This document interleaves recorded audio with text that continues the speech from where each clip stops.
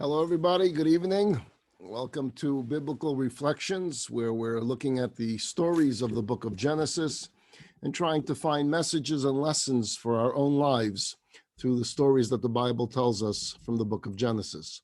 We are in the story of the Garden of Eden, Adam and Eve, the creation of the world. Adam and Eve are told not to eat from one particular tree, the tree of knowledge of good and evil.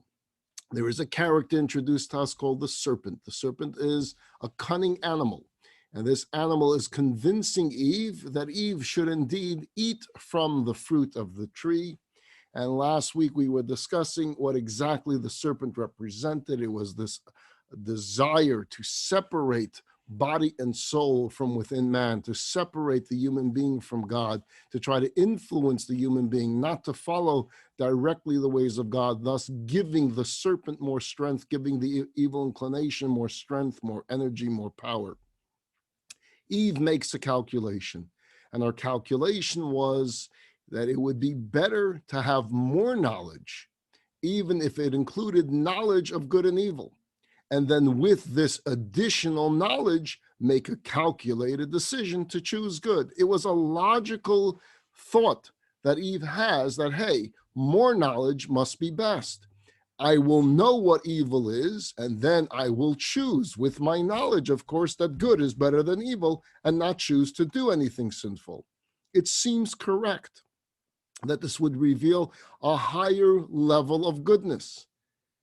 So what was Eve's flaw? What was her sin? And the answer is because we don't challenge ourselves. We never know the outcome. Will knowledge lead us to greater heights, or will knowledge lead us to be steeped in evil?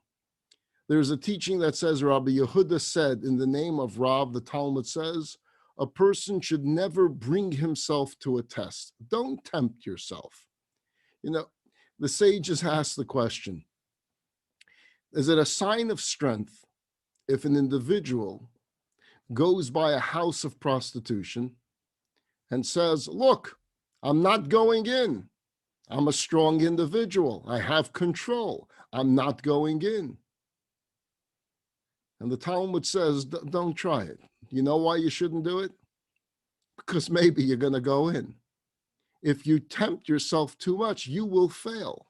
Don't put yourself in that position. Now, if we happen to be challenged and we find ourselves by providence in a particular situation, yes, find the strength to overcome, but don't put yourself there. I remember there being this discussion in the Talmud. Let us suppose you're in a dorm and you're making your way to either the synagogue or the house of study. So where you live is a few blocks from the house of study, but there's a shortcut that you can take that would pass a house of prostitution. Do you take the longer way, and thus you're going to lose time of prayer or of study? Or do you take the shortcut, in which will give you more time for prayer and study, but it passes a house of prostitution? And there was this debate in the Talmud, which one would be better, more time for study or less risk involved? And the Talmud came to a conclusion, take the long way, don't take the short way. But the Talmud continues the story and says that those that had the opinion that the shortcut was the better way to take, in fact, disagreed and tried the shortcut. And the Talmud says it wasn't a smart idea because indeed they failed. They failed the test, which means the house of prostitution got the better of them. See, when God provides you with a challenge, it's a clear indication that God has entrusted us with this task, and God has the confidence that we have the strength and the ability to overcome the temptation, to overcome the challenge. And indeed, it will bring out a greater good. The Torah is filled with challenges of faith. I mean, so many of the stories of Abraham that we will eventually come to is that Abraham was tested with challenges of faith 10 times. So there is always challenges of faith. In every one of your lives, you have been tested, you have been challenged. Sometimes we pass the test, sometimes we fail, and we try again. But that's challenges and tests that came our way. We didn't go looking for it. Abraham will come out stronger because he was challenged and he was tested. And he came out stronger because of it. And we came out stronger because our grandfather went through it. If you're familiar with the story of Joseph, which we will again come to perhaps in months, perhaps in a year, perhaps in 2 years as we make our way through the book of Genesis. But Joseph was challenged quite often. Joseph had many, many struggles. Joseph had his master's wife, Potiphar's wife, desire him and want him, and she was in control of him. She was the master's wife, and he had this temptation, and the temptation was strong, and he overcame it. Jacob comes out stronger from the challenges and the tests that he will go through. Each and every single one of you, you have gone through tests and challenges in your life, and you have come out stronger because of it. But those are God-placed struggles. Don't put yourselves in this condition and in this situation on your own. If something is wrong and if God said no, we don't make our own calculations as to why it's okay. That's what Eve does. Eve makes her own calculation as to why she thinks it would be better. And she gets into the philosophy of it. If I challenge myself, then I'll have the strength to overcome it, and then this and then that. We say in the Shema prayer, we say it every day in the Shema, do not wander after your heart and after your eyes that lead you astray. The fact is, our heart can take us in places we shouldn't go. Our eyes can take us in places we shouldn't go. Now you're going to say, but the heart, there's no action involved. It's just a feeling, right? The eyes, it's just seeing something. I'm not violating anything. I'm not doing anything. So the Shema tells us, take a step back before you get to that point. Don't look where you shouldn't look. And don't follow the heart when it has its desires that you know are not healthy. Don't explore it, even if you have no intention of violating it. Even if there's no intention to committing a sin, you just want to study about it. You just want to investigate it. And that's what Eve's mistake was. You know, one can make that claim regarding pornography. It's just pictures. It's just a movie. I'm not violating anything. I'm not committing adultery. I'm not doing anything with that other woman. I'm just looking. It's just the eyes. It's just the heart. But it doesn't end there. It's not just. That's what the Shema is telling us. Don't tempt yourself. It's not healthy for yourself. The serpent starts the process. The starting of the process was it engages Eve in talk. And then it engages Eve in thought. And then it engages Eve in want. And then finally, Eve violates the law. The one law that Eve, mankind, was given, Eve will violate it. Her intent was noble. To have knowledge of sin and overcome it. I understand where she was coming from. Far be it from me to judge Adam and Eve. And the consequences, however, were also immediate. The knowledge overtook them and made them vulnerable immediately. Eve ate, and she gave Adam to eat. And suddenly there is a change. There is a change in them. No, they didn't become evil people. Adam and Eve did not become evil. What they did was they brought the evil inclination inside of them. Evil inclination, as I explained 2 weeks ago, is simply the inclination to do something that God says not to do. That inclination we call Yetzer Hara, that evil inclination. That was external from them by creation. External, it was part of the serpent. When they took from the fruit and they ate it, that now became part of them. It's part of the human being. Suddenly, this human being has bodily desires, has animalistic desires, has lust. We're not talking about evil desires in the way we use the term evil. If Eve wanted to commit adultery, with whom? There was no one in the world. So at this stage of the desire, the change was merely that suddenly there was desire. That was the change. It no longer was simply that the body was there to act as a vehicle for the soul. Pre-sin, All the body was the machine, the automobile on autopilot. With today cars, you just type in the destination and it goes by itself. Soon all of our cars are going to be that way. The body was an autopilot. The soul said, this is what we need to do, and the body would march. Now, that body says, 1 second, why should I listen to you? Maybe I want to do something different. Maybe I would like to explore something. Maybe I have my own wants. Maybe I have my own desires. Suddenly the body is talking as well. Suddenly the body has an agenda. It has its own wants, its own will. And suddenly there's a wedge created between body and soul. And once there is this feeling of independence, this feeling of I want, the feeling that the body is saying, I want, not just the soul saying, what does my creator want? Now we have the potential of using our free choice to follow the dictates of our body. That our choice can come to a conclusion that which my body wants, that my body desires, that something inside me saying that looks good, that seems like it will taste good, I would like it. And the creator is saying, but I don't want you to have it. Suddenly we have that ability within free choice to choose what the body is saying over the soul. The soul is no longer the only voice, and the body can put up a pretty good fight. Now, I'm showing it to you in its original source, in the story of the Garden of Eden. But each of you already knew this because you experience it every single day. You have your spiritual side to you and your animalistic side to you, and they struggle and they battle. And some days one wins and some days the other win. Some days it's a draw. Some days the boxing match continues and continues all day long, because that body wants, and it wants more, and it has curiosity, it has fantasy, it has will. The question is, how strong will it be? And how much influence does your soul have to shut it down once it starts getting very strong?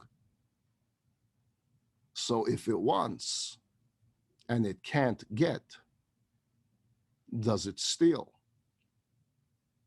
If it wants and it can't get, does it rape? If it wants and it can't get, does it lie? Does it murder? Now, I'm picking the extremes. I'm picking the biggies that you're comfortable using that term evil with. But as I explained earlier, that very same opening, that very same wedge, it's the same wedge, it's the same inclination that does it on more simplistic terms. The Torah wants you to do a mitzvah, and your body comes up with excuses why not. The soul says, let's experience Shabbat. The body says, but there's so many other things I could be doing with that day. The soul says, I'd like to explore kosher. The body says, but the Big Mac and the French fries at McDonald's, it's just so good. The body suddenly is creating doubt. It's creating confusion. And so every violation of God's will comes from that serpent that's now within us. Let's take a look at reading number 1 for tonight. And this comes from the book of Genesis, the portion dealing with the story of the Garden of Eden right after the sin. The eyes of both of them were opened, and they realized that they were naked. They sewed together fig leaves and made themselves aprons. They heard God's voice moving about in the garden with the wind of the day. The man and his wife hid themselves from God among the trees of the garden. God called to the man and he said, "Where are you?" So God's calling out to Adam saying, "Where are you?"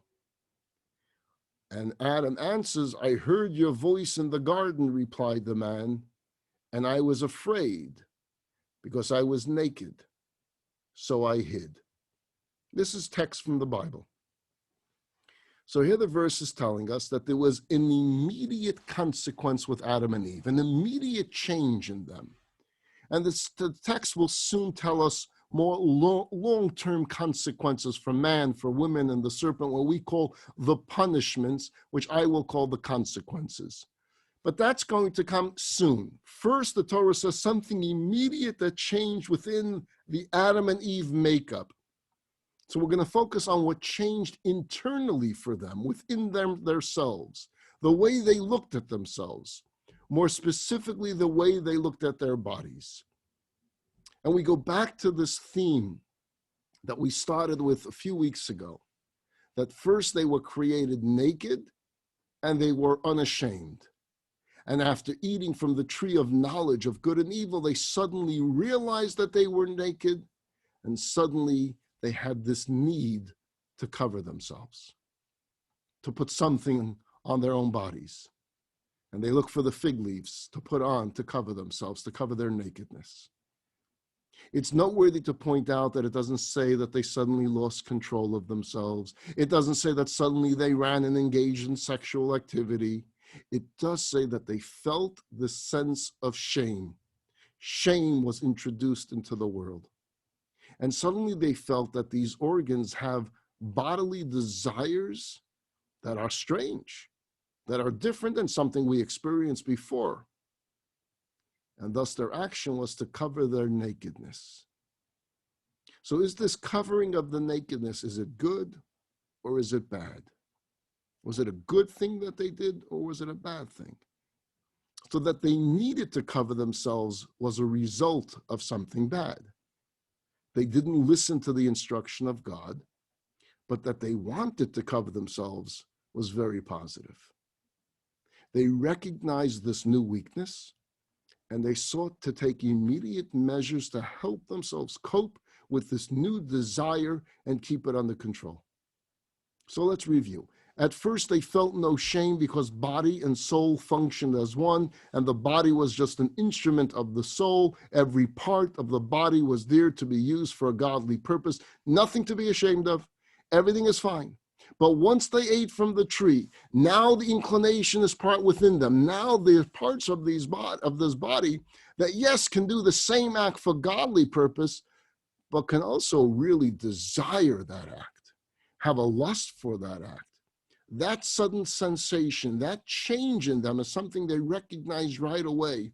They recognized the organs that was calling for them, so to say, and they knew that it needed to be covered. Suddenly they felt, I like using the term now, vulnerability. They felt vulnerable. They felt they did not have complete control. This understanding that their bodily parts suddenly had its own agenda. And clearly it's the sexual organs that were the most powerful parts of the body in regards to desire and lack of control. And thus that feeling of vulnerability led them to cover their private parts. So that's a very positive development. Once they have already sinned, once they're experiencing this vulnerability, Adam and Eve, to their credit, did the right thing. So let's cover ourselves. Well, we can say that the shame that we talk about is the shame that the soul suddenly feels that its body now has wants and desires that are not soulful, not godly, but for its own independent desire. And this feeling of the soul caused the feeling of the shame. Either way, the shame is a very positive sign. It's evidence that the essential innocence is there in humanity, that we're born with an inner sensitivity and an awareness of our flaws, and we make attempts at covering up and fixing these flaws. Few of us are proud of our sins. We don't boast about them. We try to hide them. We don't want them put out there because there's that sense of shame. I'm not proud of it. Being not proud of something is a positive statement. It's a positive step. I'll give you an example. If you were to visit a holy person, a tzaddik, a saintly holy man, there is this feeling of awe that takes over you. You feel the awe. Whether you're a religious person, you're not religious, godly, not godly, you visit with holiness, you feel it, you sense it, you know it, it's there. But there's another sensation that kicks in. And any of you that's with me now, whether it's on Zoom or watching it later, if you've ever visited a Rebbe, if you've ever had the opportunity to be one-on-one with the Lubavitcher Rebbe or go to the Rebbe for a blessing, you know what I mean about that sense of awe that comes over you. But there was another sense that came, and it was a sense of shame. I want to explain what I mean by shame. Shame that we're not living up to the standards perhaps that we have the ability to live up to. That we knew we could be better, and we weren't. That we knew that we could have and we should have been doing more. That shame, it's not the shame that you usually do, shame on you. It's a humility.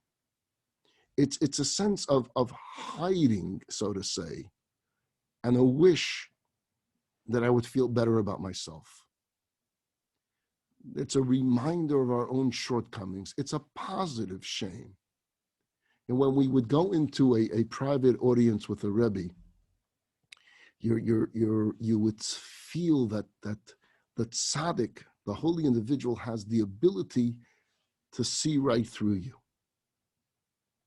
You can't hide anything. It's all there in the open. So if someone can x-ray your soul, if someone can x-ray your thoughts, if someone can x-ray your feelings of your heart, are you prepared for that? Are you prepared to face someone that can see it all, that you can't hide anything? That's what I mean by a sense of awe. And there's also a sense of shame, because you know who you are. And you also know that this holy individual knows who you are. In the example that I gave of the Rebbe, the holy man that I knew in my lifetime, that I saw in my lifetime, yes, you had that sense of awe and you had that sense of shame, but you also were in the presence of someone who was so warm and so loving and so caring that he managed to say to you just with his eyes, I know of your shortcomings, and I know you feel that you can do better, and together I will guide you how to be better. So you didn't stay in that sinkhole. You were able to be lifted up, to be inspired, and to feel loved, and to feel accepted. See, if we felt no guilt at all, then we have a problem. Then it's ego. If a person feels absolutely no guilt about anything they do in their lives, then it's pure ego. We have a problem. I would also point out that if you feel too much guilt in life, that's also not healthy. So we need to have a balance where we feel guilty and we feel that sense of shame for the times that we know we could have done better, but at the same time, we don't let it keep us down. All of this starts with the Garden of Eden. When they ate from the tree, the wedge became part of their lives. Body and soul suddenly were separate, but trapped together. See, the body didn't walk one way and the soul the other way, and they're two separate entities. Body and soul are still stuck together as one. Your soul is still within your body. They just have different desires.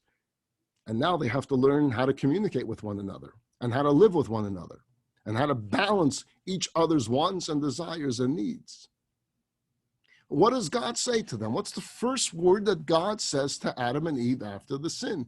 He says the word ayeka. Where are you? And it's such a strange opening statement for communication from God to man. Ayeka, where are you? God doesn't know where they are. God, the creator of all, God, the infinite one, can't play the game of hide and go seek. They're hiding in the bushes and God doesn't know. Hello, where are you, Adam and Eve? Remember the game we played as kids? Warm, getting warmer, cold, cold, cold, cold. No, warm, warm, warm. God doesn't know Adam and Eve. He has to call out, where are you? So the simple answer is it was just an attempt to open up conversation. Adam and Eve were frightened. They were scared. What happens now? We messed up. And so God wants to open conversation. Where are you, Adam and Eve? Just to engage them, to calm them down a little bit. But there's a much deeper part to the ayeka question. The question is to man, to each and every single one of us, that God is calling out to each and every single one of us every single day of our lives. Ayeka. Where are you, man? Where are you? Who are you? What is your real identity? Are you body who are your soul. Are you your soul? Or are you your body? Think about it. Who are you? Now, don't tell me your name, because your name is not you. You existed before your parents gave you a name. People change their names also. Who are you? So you're going to start pointing to your fingers. Your fingers are not you. People survive without their fingers. Your face, is your face you? Even your heart, let's go to your vital organs. Is that really you? You know, doctors that work in open heart surgery and in brain surgery, they see it as a piece of meat, an important piece of meat, I should say. But nevertheless, is that you? Who are you? Who is the essence of you? Ayeka, who are you? Stop and think. Who are you? And the more you think about it, the more you realize you have a consciousness, you have a soul, you have a spirit. I won't get into the subject now, but that is what we say, why we die a physical death. It's just our body, but our soul lives on. Our soul goes on to a heavenly world. Our soul cannot die. It's a spirit. It's a state of consciousness that doesn't die. Bodies die. Souls don't die. Ayeka, who are you? And the more we delve into this on a daily basis, asking ourselves the question, who are you? The more we realize that we're soul, and the body is here to serve the soul. And that helps us control that which the body suddenly wants. And just like they suddenly felt this nakedness and this shame, they also felt that how could a body that now was no longer in tune with godliness communicate with God? They were scared. And so they hid. This body just violated the commandment of God. Therefore, they're hiding from God. And we'll see how God handles that momentarily. You know, there's a statement, clothes make the man, right? You've heard that, I'm sure. Clothes make the man. And then there's another statement by Mark Twain, naked men have little or no influence in society. If you stand up naked, you're not going to influence too many people. I want to focus a little bit on clothing, and we'll get back to God and Adam and Eve and Ayeka, where are you, and their the fig leaves that they put on. We'll get to that soon. But our clothes, what are clothing? Is it just a garment that covers this vulnerability? Is it only that we're wearing literally fig leaves because of Adam and Eve in the Garden of Eden? That's why we're wearing clothing right now? Because they felt that sense of shame and they felt that sense of vulnerability? Is it only that we're wearing clothing to cover up naked parts that have desire? Or did clothing become something else? And if it did become something else, is that positive or is it negative? So let's start by asking you a question. What's your favorite garment? And how does it make you feel? Are there any garments that you have in your wardrobe that have a very powerful effect on you? Does it make you feel pretty? Does it put you in a better mood when you put on a particular garment? Are there garments that make you feel more businesslike? And so if you're going into an important meeting, you're going to put on a particular suit, wear a particular color tie, because it makes you feel more successful. Does it make you feel sharper? What about comfort? Do you feel more comfortable in some garments and some garments not as much? Or romance? If you want to go out for a romantic evening, are there particular garments that you wear? Now, the clothing itself doesn't feel anything because it's just material. But yet somehow, clothing actually affects our essence. It changes our mood. In fact, it could be bringing out something from within that was dormant. And now it's in a more revealed state because of a garment that I'm wearing. The garment is actually giving a part of us life that was quiet before. I'll give you an example. Ask the soldier how the soldier feels when they put on the uniform. Something changes within them when they put that uniform on. The policeman wearing the uniform, the fireman wearing the uniform has an effect on the person themselves. Yes, it has an effect on others as well. Others now know that these are members of the armed forces, these are members of the police force, members of the fire. But the person themselves, when they put on the uniform, they change. They go through a change. They feel different about themselves. This is why the garment industry is always booming. It's always booming because we need clothing, not just to wear anymore. It's not just about covering up nakedness. If that was the case, the garment industry would be rather small. But the garment industry has become something to allow us to get in tune with ourselves and for us to communicate a message about ourselves, true or false, to others. Because the garment allows us to express to others what we want them to think of us. A lot of the thought is, how do I feel when I put this jacket on, this tie on, this suit on, this dress on, this gown on? How does it make me feel? But how much of the garment industry is about how I want people to perceive me? I want them to look at me in a certain way. So though clothing starts off in the Bible, and really it starts off very early in the Bible. It's the first story of the Bible, and that's where clothing plays a major role. It starts off as a garment that was used to deal with shame, but it doesn't remain there in the Bible. It could either be used to hide, it could be used to misrepresent, or it can be used by the soul to bring out its inner strength. Garments are treated as an extremely important part of the destiny, the history of mankind as we progress. Let's take a look at reading number 2. And they sewed together fig leaves and made themselves aprons. This is the tree from which they ate. With the very thing which they transgressed, they were rectified. According to this opinion, it was a fig tree that they ate from, not an apple tree. And it was that tree itself that they took the leaves off that tree. They made for themselves aprons, and they used these leaves to cover up their nakedness. So the garment here in this story has the potential to be what I call a tikkun, a rectification for the sin that they committed. Now, we can use inappropriate dress to further distance our body from our soul, or we can use dress to make our body and soul come more in sync with one another. So clothing that seeks to enhance desire, let's say, enhance lust, further distance body from soul. If the idea of wearing it is to be provocative, to get others to look at me in a way that you really don't want to have happen.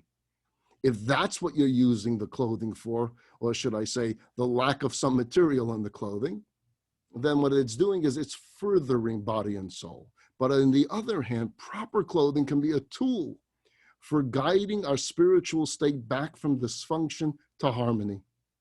By covering the parts that are most prone to selfish expression, by wearing garments that bring out healthy, positive aspects of our personality, that allow our essence and our soul to communicate, to work as a team with the body in harmony as it did pre-sin.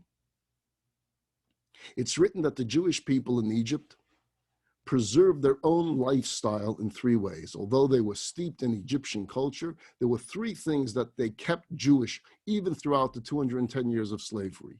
Number 1 was language. They kept their own language. Number 2, they kept Hebrew names. They didn't take on Egyptian names. And number 3, it says style of dress. They kept the style of dress of the patriarchs and matriarchs.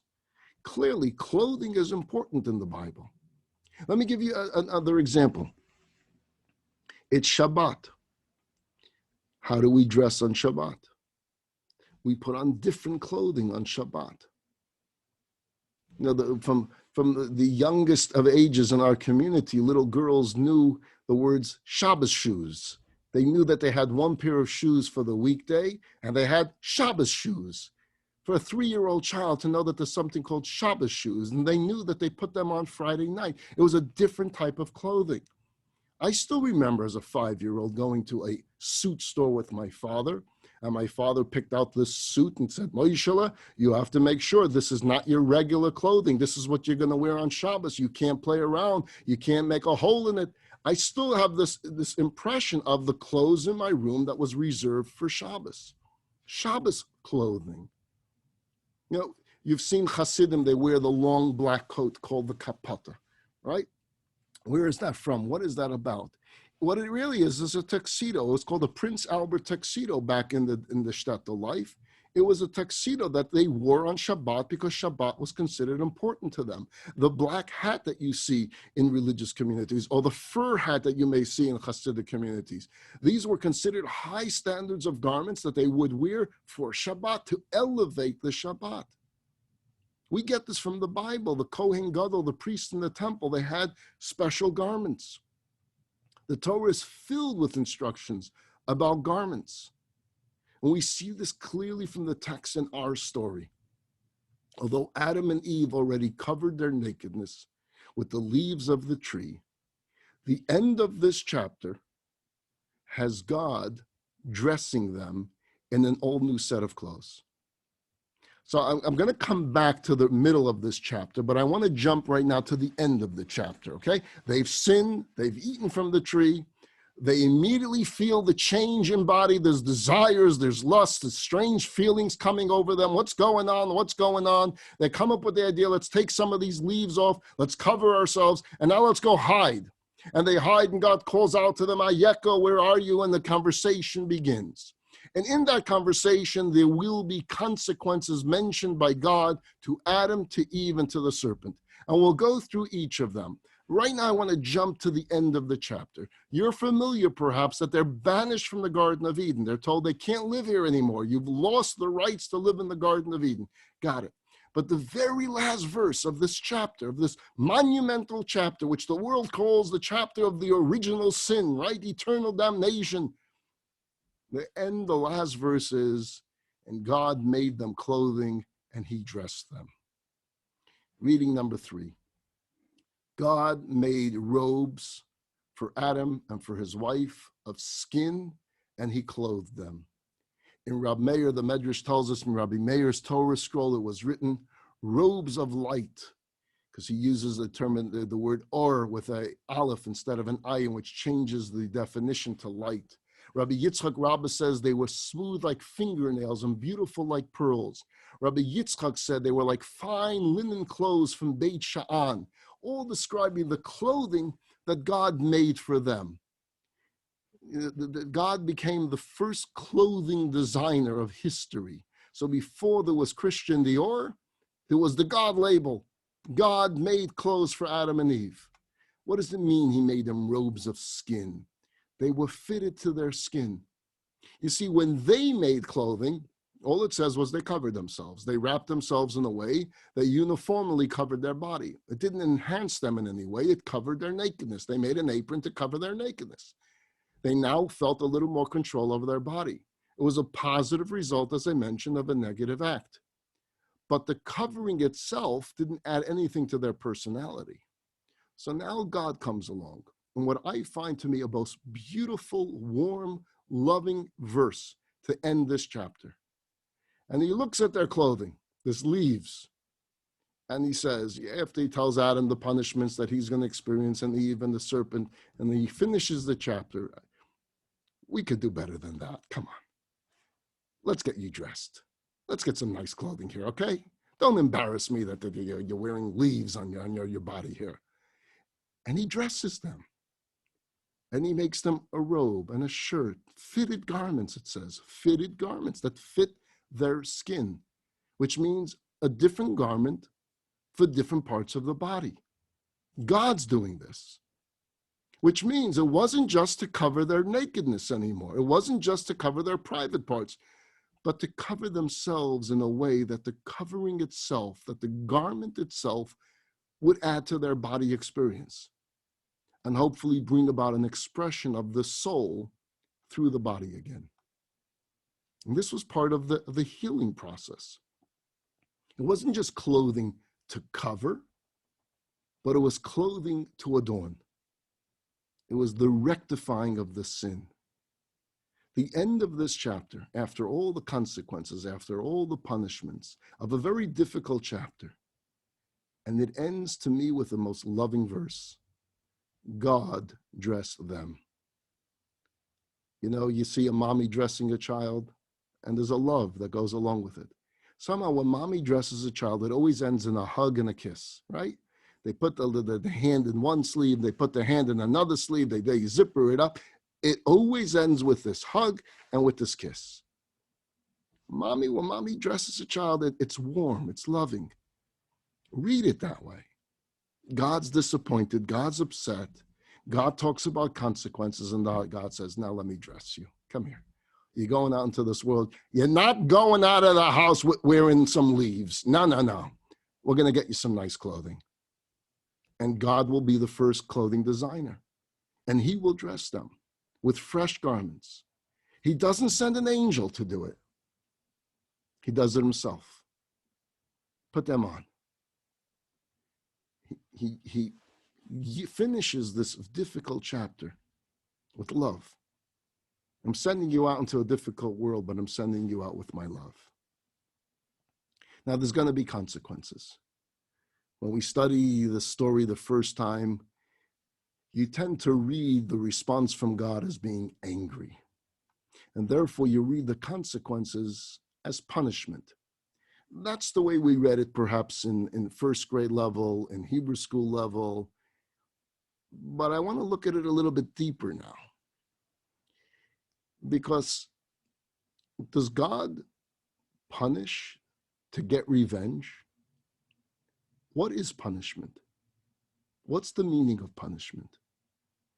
You did something I didn't like, so I'm going to hurt you. It doesn't really help anything. When the teachers of old, when you talked a little bit or you chewed gum and they called you up to the front of the class and they made you put your hands on, they took a ruler and they slapped you. Didn't really, I don't think, accomplished anything. Was God doing that? Is he just taking a ruler and slapping their hand and saying, yeah, you weren't good, so now you're going to get slapped a little bit? He's not this angry God that just wants to hit back at those who rebel because he wants to show that he's stronger than them. It makes no sense when you think of God as infinite. An infinite God is getting angry because they ate a fig. And this infinite God is angry because they ate a fig, and therefore he's going to hurt them. Something about the story that tells us it's more than that. As I explained, it wasn't just that they were eating a fig from a tree. It was that they were allowing evil inclination to become part of them, that they were choosing a different path of life to create a wedge between body and soul. Suddenly we're looking at the story on a far deeper level, a change in the way we saw it originally.